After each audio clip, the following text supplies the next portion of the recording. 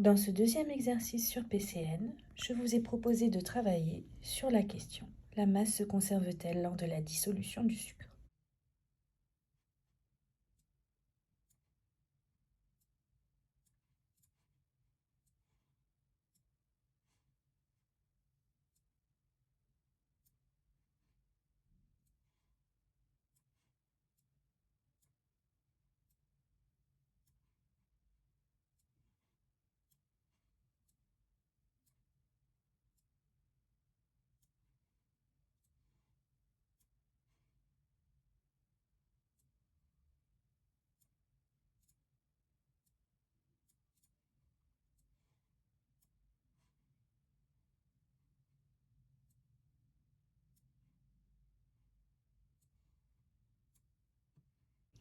Pour réaliser cette expérience, nous avons besoin d'une balance, d'un pot en verre contenant du sucre, d'un pot en verre contenant de l'eau et de quelque chose pour agiter. J'ai pris le bâton d'une glace.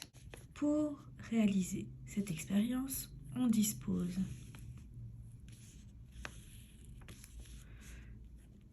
d'une balance,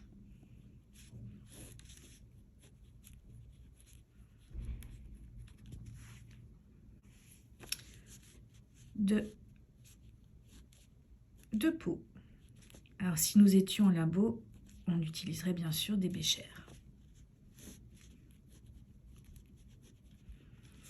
Un rempli d'eau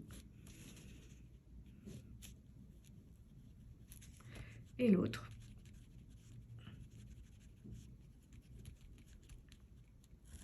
de sucre.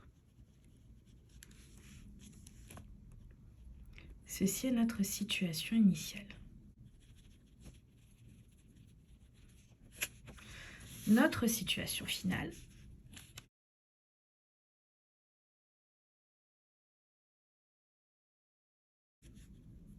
Ne pas oublier de remettre le pot qui sera vide sur la balance.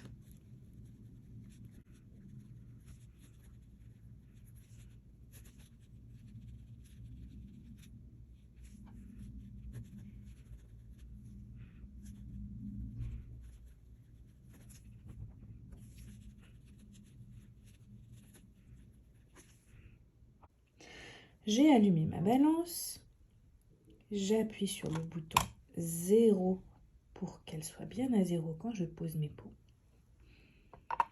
Je pose les deux pots dessus et je mesure une masse de 242 grammes pour les composants séparés.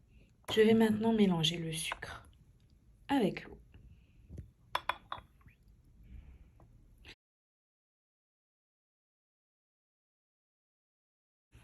Je mélange.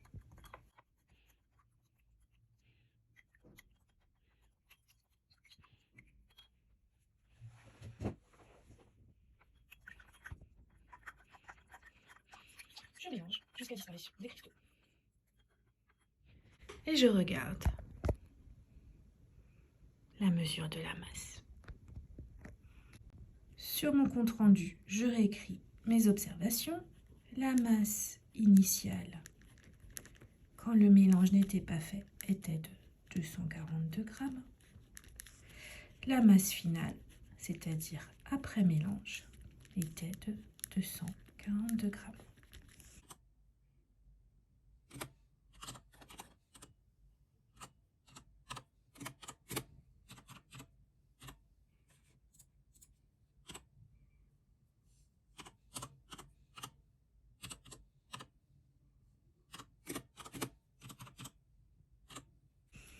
J'interprète donc ces résultats.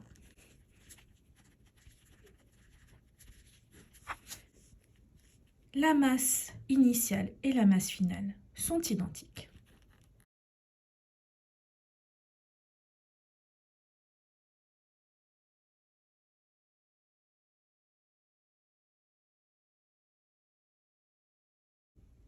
Et là, je me rappelle de la définition du cours. La masse, c'est la grandeur physique qui mesure la quantité de matière. Si, en mélangeant deux produits, la masse totale ne change pas, Cela veut dire que la quantité de matière n'a pas changé.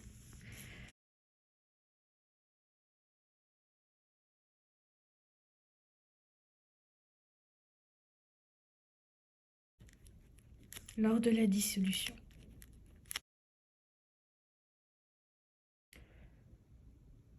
Et ça, c'est extrêmement important. Nous verrons pourquoi en classe de 4e.